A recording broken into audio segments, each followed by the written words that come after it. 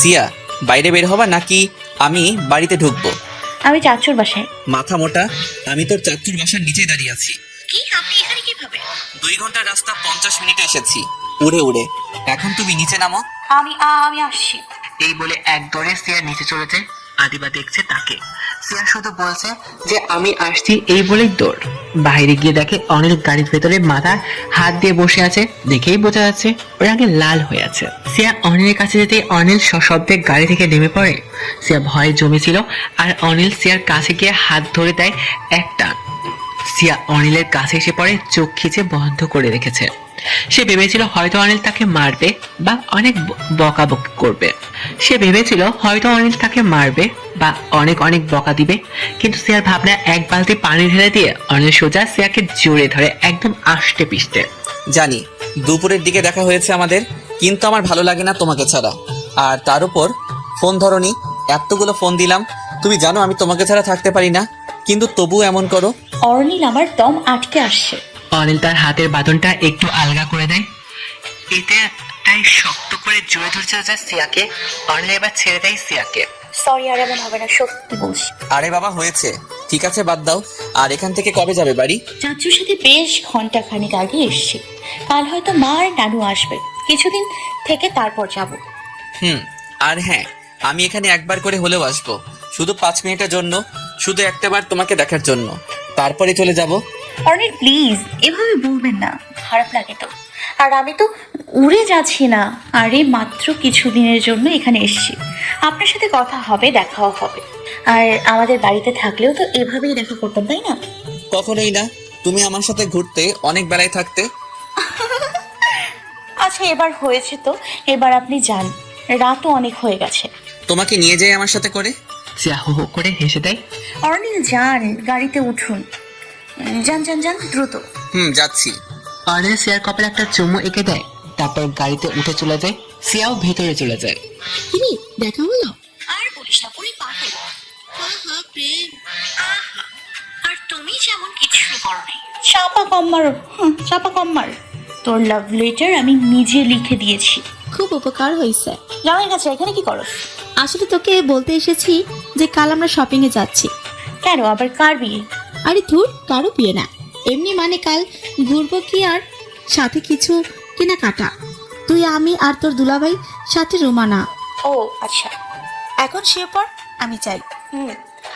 আর এবার চলে যেতেই সিয়া অনিলের কাছে ফোন দেয়। অনিল ট্র্যাপ করছিল, কানে এয়ারপড ছিল, তা দিয়ে কথা বলতে থাকে। অর্নিল, হ্যাঁ জান বলো। কোথায় আপনি? ও এই তো যাচ্ছি, আর 1 ঘন্টা লাগবে। আচ্ছা। ওফো, আমি তো ভুলেই গিয়েছি। কি? যখন থেকে এখানে এসেছি তখন থেকে আম্মুকে ফোন করিনি। নানু কেমন আছে জানা উচিত ছিল, একটাবারও ফোন দিলাম না।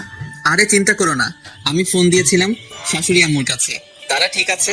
ওহো, আচ্ছা যাক বাবা, বাঁচলাম। আচ্ছা শুনুন, তাহলে আমি রাখি, আমার না ঘুম পাচ্ছে। আর আপনি বাড়ি যান, অফিস বা বাইরে বাইরে ঘুরেন না আবার। হ্যাঁ, আর তুমি যাও ঘুমাও, কুম্ভকর্ণ একটা। এ কি বললেন? আমার লক্ষ্মীটা ঘুমাও। ঢং। এই বলে সিয়া ফোন কেটে দেয় আর এলোমেলো হয়ে ঘুমে পড়ে। পরদিন সকালে কারণ দরজাতে নক করার শব্দে সিয়ার ঘুম ভেঙে যায়। ঢুলু ঢুলু পায়ে চোখ দুটো কসলাতে কসলাতে উঠে গিয়ে দরজা খুলে দেয়। আর দরজা খুলতে স্পষ্ট চোখের সামনে তাকায় সায়ন।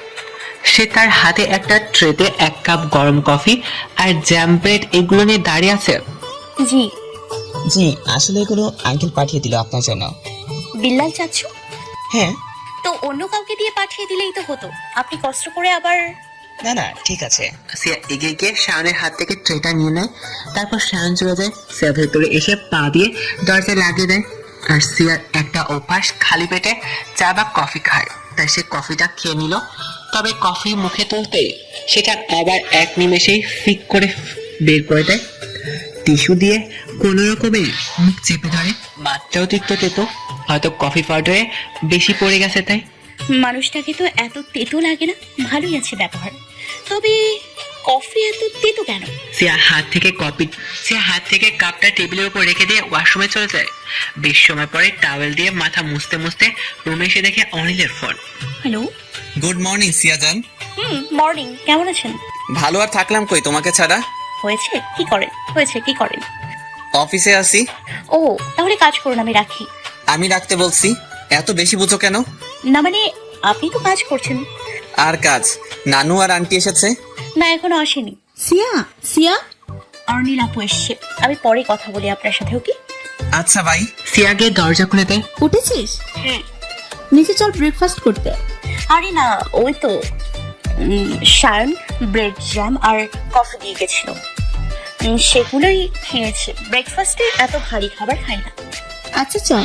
সিয়া আদিবার সাথে নিচে চলে যায়। জাভেদ হঠাৎ আদিবাকে ডাক দেয়, তাই চলে আয়। আর সিয়া বাইরে উকিতে দেখে সবাই একসাথে বসে আছে। আর সিয়া ভাবলো কেননা সবার জন্য চা বানানো যাক। সিয়া রান্নাঘরে চলে গেল, কে চা বানাতে লাগলো। সিয়া চা বানাচ্ছিল, তখনই হাতে একটা আপেল।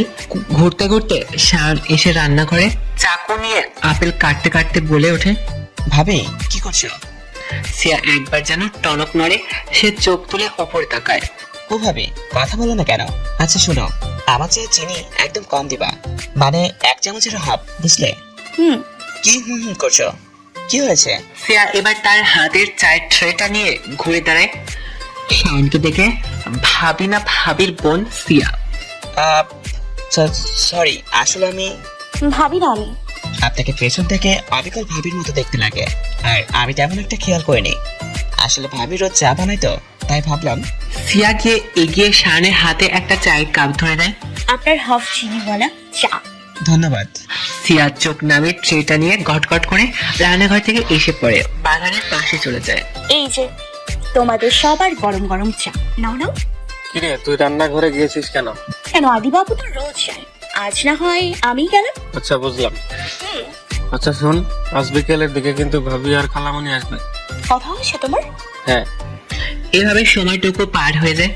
একসময় সিয়া, আদিবা, জাবেদ, রুমানা মিলে বাইরে বের হয়ে পড়ে। জাবেদ যদিও যেতে চায়, কিন্তু আদিবা টেনে ধরে নিয়ে গেছে।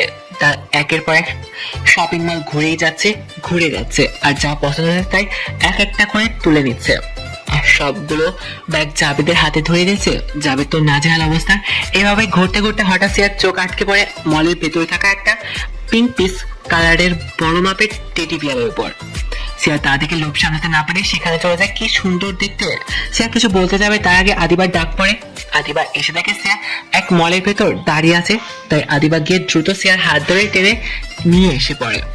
সেখান থেকে চলে যাওয়ার আগে সিয়া আরেকবার তার মাথা ঘুরিয়ে টেডি বিয়ারটার দিকে তাকিয়ে আছে। অনেকগুলো কেনাকাটা করছে, তবে বাইরে এসেই সিয়া দেখে শান দাঁড়িয়ে আছে। আদি, হ্যাঁ ও এখানে গেল? এসেছে, আমাদের সাথে না, তবে কিছুক্ষণ আগে এসেছে। ও আচ্ছা। চল গাড়িতে ওঠ। তারা সবাই গাড়িতে উঠে চলে যায়। বাড়িতে গিয়ে দেখে সিয়ার মা আর নানু এসে পড়েছে। মা এসছো? আর নানু, তোমার শরীর কেমন এখন? ভালোই আছি। কোথায় গিয়েছিলি তোরা? হ্যাঁ জেঠিমা, আসলে বাইরে গিয়েছিলাম একটু। আর আমার অবস্থা খারাপ। সবাই হেসে দেয়। তারপর যার যার রুমে চলে যায়। রাতের বেলা সিয়া তার রুমে বসে ফোন ঘাটছিল, তখনই হাতে ছোট্ট একটা বাটি নিয়ে আদিবা আসে। এই উঠো। কি হয়েছে? আগে উঠ তুই। উঠলাম। এখন কি? এদিকে আয়। আসলাম। মাথায় তেল দিয়ে দিই, খুব ভালো হবে। এই না না না না, একদম না। বোন তুই না ভালো, প্লিজ তেল দিয়ে দিস না, একদম ফকিন্নির মতো লাগে রে। কেন, সমস্যা কি? বাসায় তো আছিস। আর এই রাতের বেলা তোকে দেখতে কে আসছে? চল উঠ, তেল দিয়ে দিই। তুই এইভাবে আদা লবণ খাইয়ে আমার পেছনে পড়ছস না? আমি তেল দিমু না, ভালো লাগে না, চিপ চিপ করে। ইয়া, চুপ কর। আদিবা সিয়াকে টেনে নিয়ে মাথায় তেল দিয়ে দিল। তবে তেল দেওয়া শেষ হতে না হতেই সিয়ার ফোনে কল আসে। সিয়া ফোন হাতে নিয়ে দেখে অনিলের ফোন। এটা দেখেই তো চোখ সানা ভরা। হ্যালো। এই বাইরে আসো। হ্যাঁ, কিন্তু কেন? আর আপনি কি বাসার বাইরে নাকি? হ্যাঁ বাইরে। হাইছে রে। 2 মিনিটে নিচে নামবা। সিয়া আয়নার সামনে গিয়ে একবার নিজেকে দেখে আর একবার বাহিরে। মাথায় তেল দিয়ে চুবু চুবু অবস্থা, তার উপর মাঝখান দিয়ে সেটি করে দুপাশে বেনি করা। ইস, পুরাই ফকির নিলুক। সিয়া মেঘে একটা হাসি দিয়ে আদিবার দিকে তাকায়। আদিবা কিছু বুঝতে পেরে ভ্রু না যায়। তেল কম পড়ছে মাথায়, আর একটু দে। হয়েছে কি? হয়েছে কি মানে, অর্ণিল নিচে এসে দাঁড়িয়ে আছে আর আমাকে যেতে বলছে। এখন আমি এইভাবে নিচে কিভাবে যাব? আরে আজব, মাথায় তেল দিবি না? এই যা তোকে যা।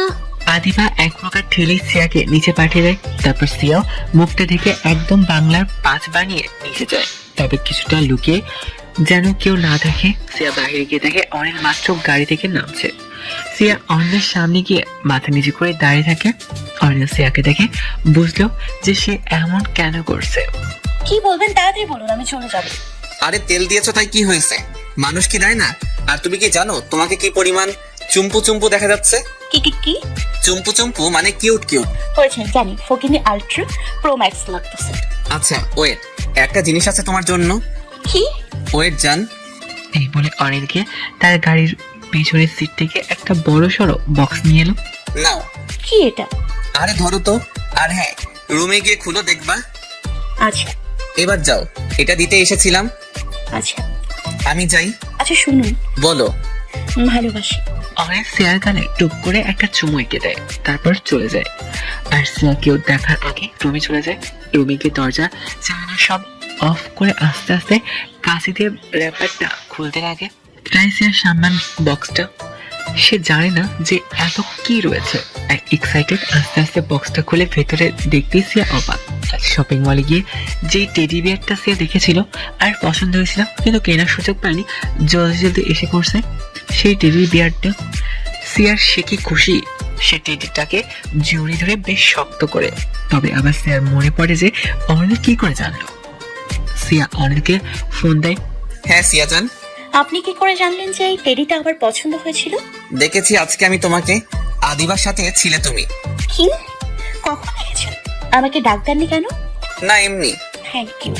তা না হয় মানলাম, কিন্তু দেখো আবার আমার থেকে বেশি ভালো তুমি ওই টেডিকে বেশো না। সিয়া এভাবে আরো বেশি সময় কথা বলে ফোন কেটে দেয়। পরদিন বিল্লাল তোমার নাস্তা দিব? না ভাবি, একজন আসবে তো, তাই ওনার সাথে দেখা করতে হবে। পরে যাই, একটা দরকারি মিটিং আছে। আসলে ওই তো আমার কাজের জন্য আর কি। কে আসবে? অব্রর চৌধুরী, অনিলের বাবা। ও অর্নিল, আচ্ছা। ওর বাবা কে? আরে ওই তো সাবির চৌধুরী। ব্যাস, এই তো দোলার মাথাটা ঘুরে গেল। সে বেশ অবাক। কে কি বলো এইসব? অর্নিলের বাবা সাগর চৌধুরী? হ্যাঁ, কেন জানো না? দোলা সেখান থেকে চলে আসে, মাথাটা যেন আর কাজ করছে না। দোলা বাইরে আসতে না আসতে দেখে সাগর যদি গাড়ি থেকে নামছে। এখন সবকিছু বাদ দিয়ে দোলার মাথায় শুধু একটাই কথা, তা হচ্ছে অনিলের বাবা সাগর চৌধুরী। দোলা এক মনে দাঁড়িয়ে বাহিরের দিকে তাকিয়ে আছে, যেন হিতাহিত জ্ঞান শূন্য হয়ে গেছে সে। বাহিরে বেশ কোলাহল আওয়াজ শুনে বিল্লাল বাহিরে বের হয়ে পড়ে। সাগর চৌধুরীকে এগিয়ে নিয়ে আসছে আর দোলা তাদের দেখছে। হুট করে দোলার চোখ থেকে টুপ করে এক ফোঁটা পানি গড়িয়ে পড়ে। বিল্লাল জানে না যে কি করছে, সে কার সাথে কাজ করছে। আস্তে একটা কালসাপ সাগর চৌধুরী। সাগর চৌধুরীকে ভেতরে আসতে দেখে দোলা সেখান থেকে আড়াল হয়ে যায়। বিল্লাল তার সাথে সাগর চৌধুরী ভেতরে এসে বসে আর দোলা বেশ ঘাবড়ে গিয়ে দ্রুত বাড়ির একদম ভেতরের দিকে চলে যায়। সে যাচ্ছে আর খানিক বাদে বাদে ভয়ের মুখে পেছনে ফিরে তাকাচ্ছে। এভাবে যেতে যেতেই হঠাৎ সিয়ার সাথে দোলা ধাক্কা লেগে যায়। আরে মা সাবধানে, কি করছো? লেগে যেত তো। আর মা কি হয়েছে? এভাবে এভাবে ঘেমে গেছো কেন? ঠিক আছো তুমি? শিয়ামা শোন না, চল এখান থেকে আমরা চলে যাই। অর্নিলের বাবা সাগর চৌধুরী। হ্যাঁ। তুই আমাকে আগে কেন বলিসনি? ও মা, কেন তুমি জানো না? আমি ভেবেছি তুমি অর্নিলের বাবাকে চেনো। হ্যাঁ চিনি, আসলেই চিনি। হাড়ে হাড়ে চেনা আছে আমার। মা। চল এখান থেকে। আরে দোলা সিয়াকে টেনে নিয়ে যেতে থাকে। রুমে এসে ধপ করে বসে দেয়। শোন, আগামী 2 ঘন্টা যাবত তুই রুম থেকে বের হবি না। যা কিছু লাগে আমাকে বলবে, দিয়ে যাব, কিন্তু তুই বের হবি না। ভুল করেও না, বুঝেছিস? আজব। সিয়া আর কিছু না বলে দ্রুত 2 হাত রাগে ভাঁজ করে ঠোঁট উল্টিয়ে দিয়ে বসে থাকে। আর ওদিকে দোলা সিঁড়ি বেয়ে আস্তে আস্তে নিচে নেমে আসে। তখনই আদিবা দেখা। আরে জেঠিমা যে, তুমি এখানে আর আমি তোমাকে খুঁজে বেড়াচ্ছি। কেন, কি হয়েছে? বাবা ডাকছি তোমাকে। আদিমা বলছি কি যে আমি না যেতে পারবো না, বুঝলি? আমি আমার রুমে যাচ্ছি। আসলে মাথাটা খুব ধরেছে, এখন না আমি চাই। ও আচ্ছা ঠিক আছে, যাও। আর কিছু দরকার পড়লে আমায় বলো। আচ্ছা